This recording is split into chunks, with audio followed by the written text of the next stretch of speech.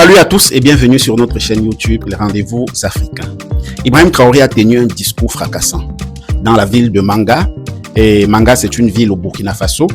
Et il a reçu les opérateurs économiques et les journalistes. Ils ont échangé sur l'avenir du Burkina Faso sur plusieurs aspects.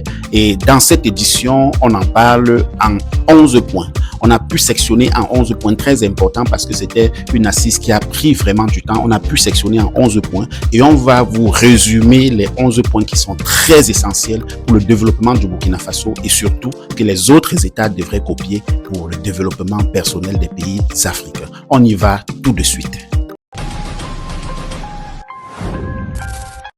Bon, avant qu'on commence, je voudrais que vous vous abonnez à ma chaîne YouTube. Cliquez juste sur le bouton là, abonnez-vous d'abord et on va continuer s'il vous plaît. Donc, je vous laisse 3, 4, 5 secondes. 3 secondes. OK, allons-y. 3, 2, 1. C'est parti, on peut y aller. Bon, une dernière chose, abonnez-vous aussi sur la chaîne WhatsApp qui a été créée pour vous faciliter l'accès à mes contenus. Donc, du coup, quand vous vous abonnez sur la chaîne WhatsApp, à chaque fois qu'il y a des contenus comme celui-ci, nous vous les envoyons sur la chaîne WhatsApp. Et il y a aussi beaucoup d'autres informations que nous ne postons pas ici, mais que nous trouvons important et facile de poster sur la chaîne WhatsApp. Ça permet de vous informer, de vous édifier sur la politique, la géopolitique africaine. Donc, abonnez-vous s'il vous plaît. Nous allons laisser un lien en premier commentaire et un lien également en description de cette vidéo. On y va? Allons-y. La première chose qu'Ibrahim Traoré a mentionné, et à chaque élément, nous allons vous laisser écouter un extrait de Ibrahim Traoré. Donc, Ibrahim Traoré a mentionné d'abord le fait d'exporter les matières premières. Il dit que quand on exporte, et c'est pas lui qui dit ça, on l'a dit plusieurs fois dans nos vidéos ici, quand on exporte les matières premières, on est en train de transférer nos emplois. J'explique ça terre à terre avant qu'Ibrahim Traoré vous explique. Quand on exporte la matière première, c'est-à-dire on récolte l'uranium, on récolte le coltan, on récolte n'importe quelle matière première, le fer, on envoie ça en Occident, soit aux Chinois, soit aux Européens. En fait, on est en train de les affecter le travail que nos populations devaient faire. Ça veut dire quoi? Si on avait gardé ça sur place et qu'on transformait sur place, c'est de l'emploi qu'on créait. Là, c'est très clair, n'est-ce pas? Écoutez Ibrahim Traoré le dire. Parce qu'aujourd'hui, elles essaient de le faire à petite échelle, mais il faut qu'on arrive à le faire à grande échelle. Sinon, tout ce qu'on exporte brut, et après, on part payer encore le produit fini. Ce n'est que notre emploi qu'on exporte. On est concentré là-dessus parce que c'est un défi. Et il faut qu'on le réussisse. Aujourd'hui, j'aime prendre des exemples concrets. Je dis, bon, je prends par exemple Madame le gouverneur, quand vous rentrez le soir, vous avez un porte peut-être quelque chose où vous accrochez votre tenue, c'est ça? Je parie que la plupart d'entre vous ont ça dans vos maisons. Mais vous partez payer où? C'est rare ceux qui font les porte-manteaux en bois par nos menuisiers. Les gens ont des piliers avec des petits bras, des porte-manteaux. Comment on appelle ça? Où on enlève l'habit, on accroche. Vous payez ça? Les opérateurs économiques vont nous dire où ils partent payer. C'est à Dubaï ou bien c'est en Chine où vous partez payer. Mais ce n'est qu'un métal avec quelques petites branches. On n'est pas capable de fabriquer ça ici. Un exemple qu'Ibrahim Traoré a pris et qui m'a un peu choqué parce que, vous voyez, ça me fait me poser des questions. Moi, je me suis toujours assis sur les tables bancs que vous connaissez. Vous connaissez les tables bancs chez nous en Afrique. Et d'ailleurs, c'est dans tous les pays africains. Une partie basse, une partie haute, avec un casier en bas. On pose la main et on porte ça en dépôt. Enfin, vous savez, voilà, les tables bancs comme ceci là. Vous savez?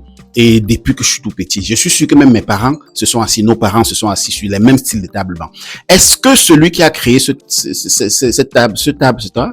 Une table banc, cette table banc, c'est ça? Est-ce que celui qui a créé cette table banc avait le monopole en fait de table banc? Pourquoi est-ce que quelqu'un n'a jamais pensé à changer cela, à créer autre chose? C'est compliqué. Ibrahim Traoré a exhorté les Burkinabés à créer quelque chose de différent et c'est fait. La dernière fois, je disais au ministre, les tables bancs des lycées. Vous voyez comment ça est?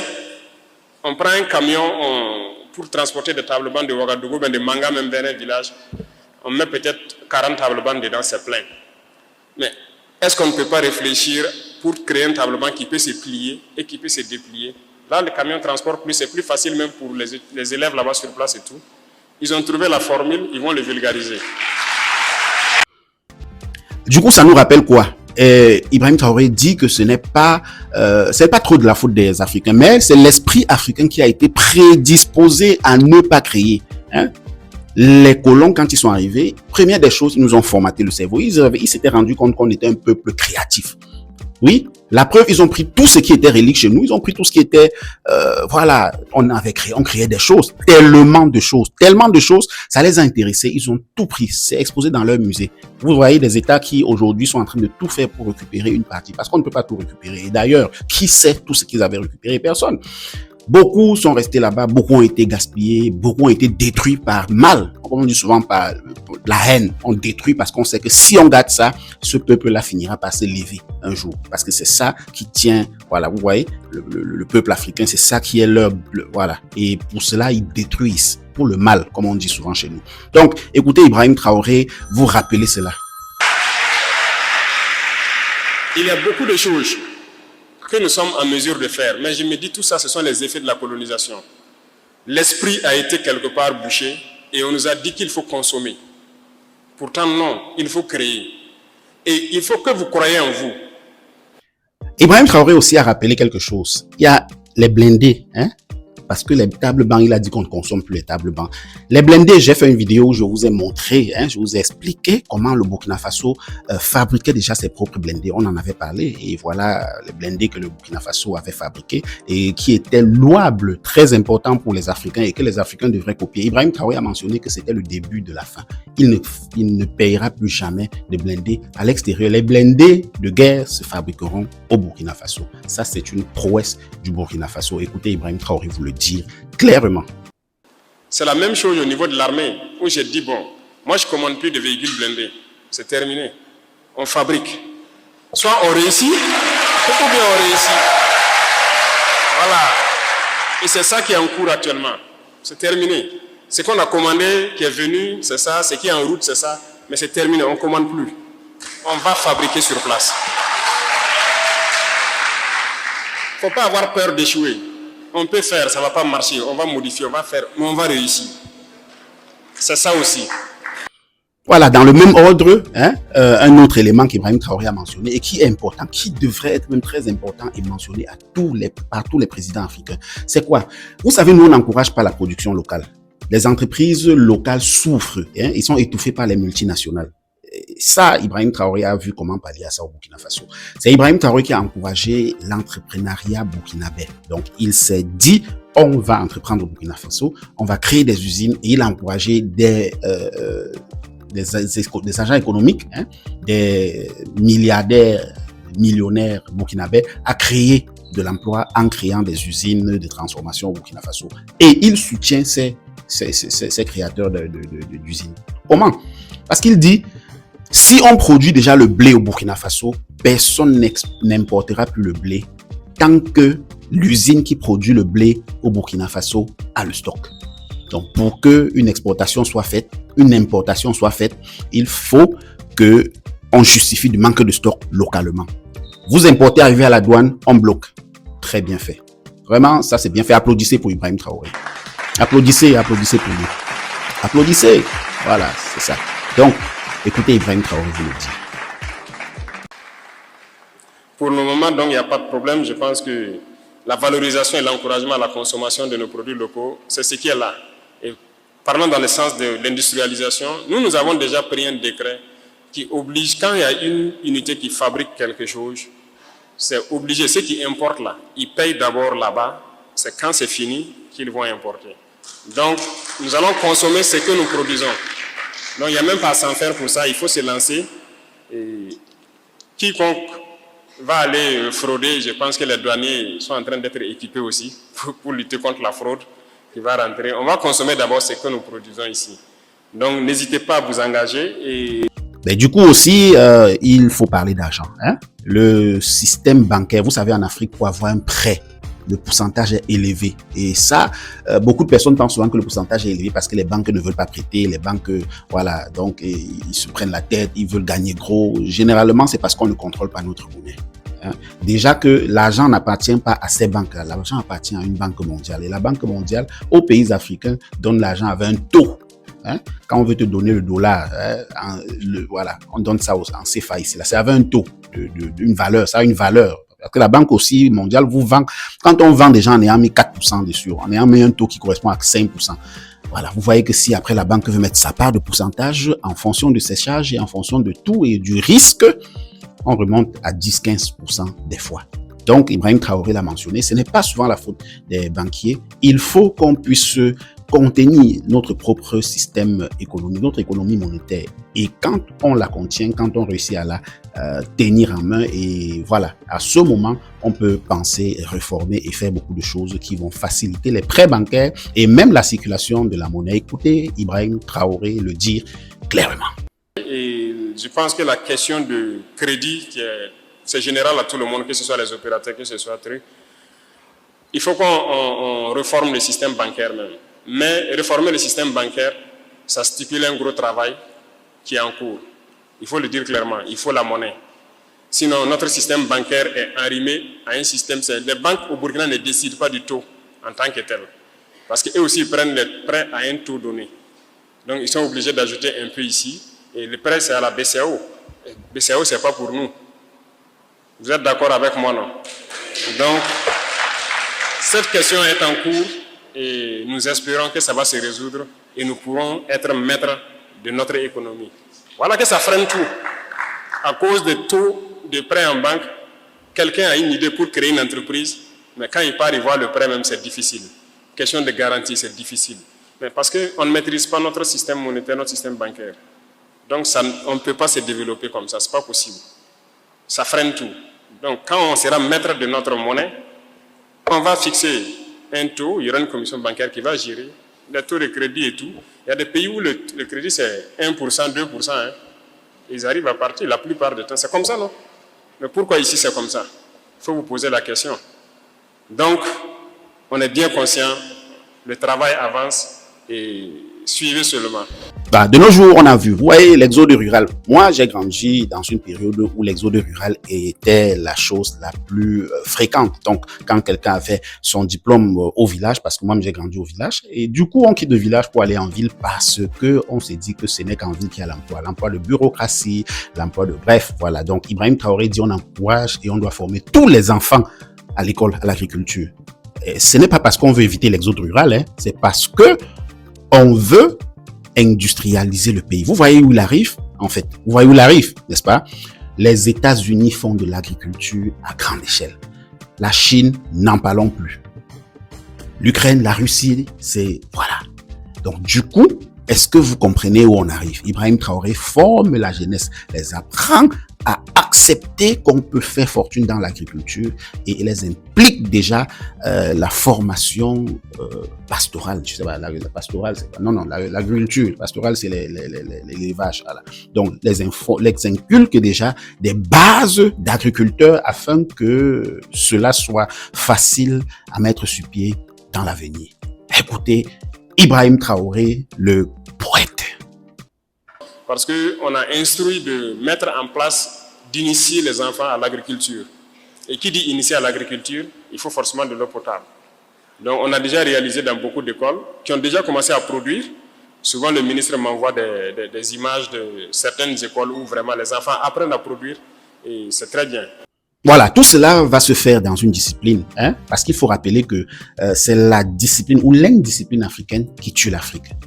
On va lancer et après des personnes malveillantes, des indisciplinés vont revenir infiltrer le système de gré ou en ignorant et finalement bâtir tout à l'envers, donc détruire. Donc si Ibrahim Traoré n'est pas là dans 5 ans pour continuer, alors il y aura quelqu'un qui sera venu tuer tout. Donc il inculque déjà la discipline, l'esprit de discipline aux populations parce qu'on ne sait pas.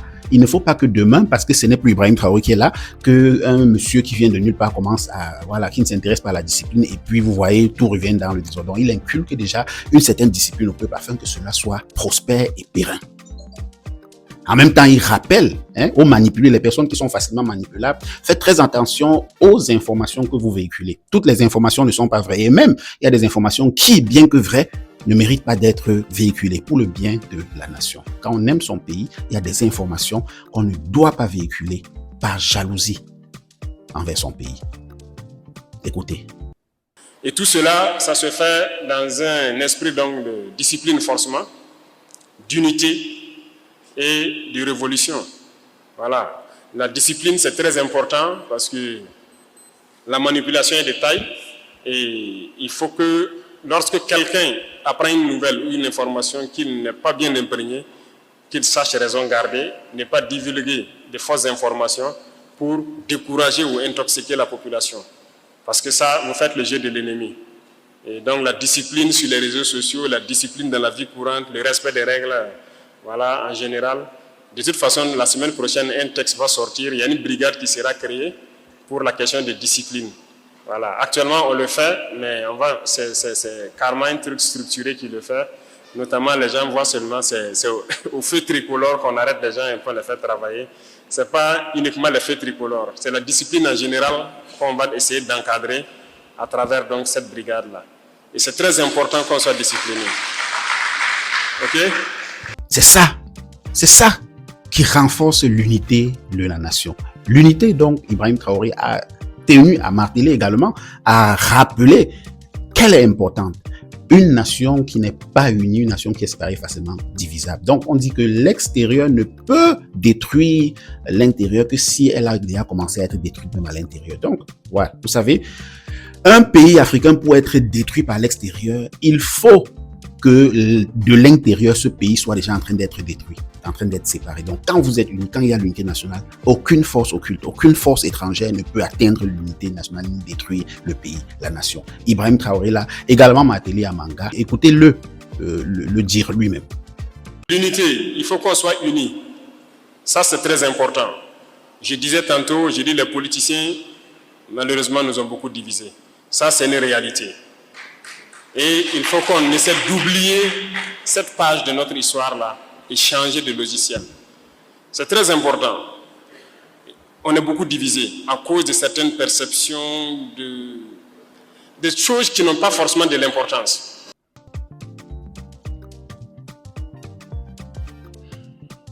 Voilà, tout ça, on arrive au 10e élément qui est la ténacité et l'essai. Ibrahim Traoré a parlé un peu de cela lorsqu'il parlait de la création des chars, des blindés. Lui-même, il disait, même si on échoue, on va refaire. Et il n'y a pas, on ne réussit pas comme on devait, on actualise jusqu'à avoir la bonne version et c'est ça. Beaucoup de gens pensent que l'Afrique ne peut pas. C'est ça, même dans ton pays. Les gens pensent dans ton pays que l'Afrique ne peut pas. Or, c'est faux. C'est parce qu'on n'essaye pas et parce qu'on a peur d'essayer. Ibrahim Traoré dit que quand on a demandé à la France de dégager, les gens ont dit que le Burkina Faso devait fermer les portes comme une entreprise qui a fait faillite dans 2 semaines, dans 2 jours. Parce qu'on se disait qu'il n'y a que la France pour protéger le Burkina Faso et que le Burkina Faso ne pouvait pas assumer sa propre défense. Aujourd'hui, on est à combien de temps déjà passé? Vous voyez qu'il a fallu oser. Et quand on ose, on atteint les objectifs. Suivez Ibrahim Traoré vous le dire. Il y en a qui peuvent changer, il y en a qui ne peuvent pas changer. C'est la même chose. Quand on disait à l'armée française de partir, mais tout le monde a dit qu'on ne peut pas tenir. 1 mois, c'est trop, on ne peut pas tenir. Le Burkina va s'effondrer, ils vont prendre Ouagadougou, ceci. On est là. Il y a des Burkinabés. Et donc, soyez rassurés, je viens donc terminer sur les paroles donc, de la veille citoyenne. Soyez rassurés, tant qu'on voudra de vous, on viendra vous chercher. Donc soyez prêts. Mais je peux vous rassurer que le combat se poursuit et nous le poursuivons très bien. Bon, une partie qui m'a un peu fait rigoler quand même et qui est vraie parce que c'est important de le savoir. Ça, c'est quelque chose que j'aimerais que chacun de vous prenne et mette en pratique dans sa vie personnelle. Mettre en pratique dans sa vie personnelle. Le téléphone portable aujourd'hui. Le téléphone portable. Normalement, c'était un outil intéressant qui a été créé, qui devait révolutionner le monde dans le bon sens. Mais aujourd'hui, on a l'impression que quand il est mal utilisé, il peut révolutionner le monde dans le mauvais sens. Ou alors, il peut détruire le monde, il peut détruire une famille, il peut détruire un individu. Des terroristes arrêtés au Burkina Faso. Vous savez, quand on arrête un terroriste, on le questionne, on le cuit bien pour qu'il donne des informations qui vont aider à la suite de la guerre. Donc, quand on arrête les terroristes, quand on les, j'ai pas envie de dire le mot, quand on les, après, Il donne des informations et il se pourrait que le téléphone portable est l'un des éléments avec lesquels les soldats périssent, à travers lesquels périssent. La nuit, ils sont en train de manipuler parce que les familles appellent « Oh chérie, tu es comment ?» et il veut à tout prix. C'est ça, voilà, l'armée africaine. On ne veut pas comprendre, les familles ne veulent pas comprendre qu'on laisse le gars au front, on le laisse pendant 2 semaines, 3 semaines et voilà. Il faut appeler tous les soirs, les femmes là, arrêtez. Hein, les femmes, arrêtez. Vous pensez que même au front, il est en train de vous tromper. C'est quoi ça? Vous pensez qu'il a besoin de votre appel tous les jours pour savoir qu'il vous aime? Non. Arrêtons un peu. Hein? Vous tuez des soldats parce que vous voulez valoir l'amour d'abord l'appeler. Non, non, non. C'est pas laisser les soldats se concentrer. C'est une mission noble. Et ceux qui ont été compétiteurs savent. Je dis même seulement compétiteurs, je ne dis même pas guerriers. Ils savent que quand on est en compétition, quand on commence la compétition, c'est une guerre. On reste concentré. On ne touche à rien d'autre qui n'a pas trait à la compétition jusqu'à ce qu'on obtienne sa médaille d'or. Et voilà. Écoutez un peu Ibrahim Traoré vous dire, parce que c'est difficile à comprendre, mais c'est choc, ça fait choc. Des gens meurent à cause du téléphone portable. Dernière chose que je peux vous demander, ça c'est à nos mamans. Il y a un phénomène que j'observe sur le terrain et qui ne me plaît pas. Et je veux que chacun à son niveau puisse conseiller, voilà comment je peux dire, ceux qui sont sur le terrain. Les gens ont le courage, la rage de vaincre. Mais souvent on a des pertes qu'on ne peut pas s'expliquer. Vous comprenez? Et ça, ce n'est pas intéressant. Je dis toujours aux soldats, vous combattez, mais vous devez revenir raconter les batailles. Si vous restez, ce n'est pas grave, on défend la patrie. Mais il faut combattre avec rage pour revenir raconter les batailles. Et pour le faire, il faut rester concentré. Et qu'est-ce qui nous déconcentre souvent? Le téléphone portable.